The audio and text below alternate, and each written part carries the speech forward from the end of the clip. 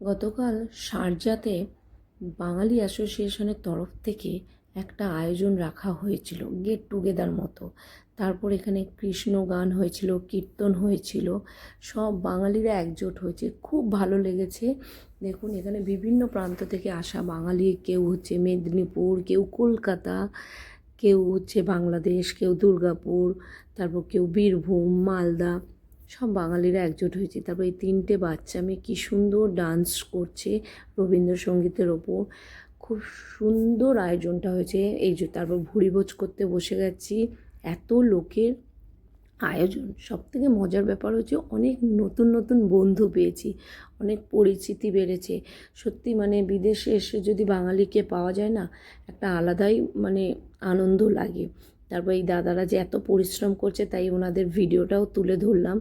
রান্নাটাও খুব সুন্দর হয়েছিল। দেখুন সব খালি হয়ে গেছে।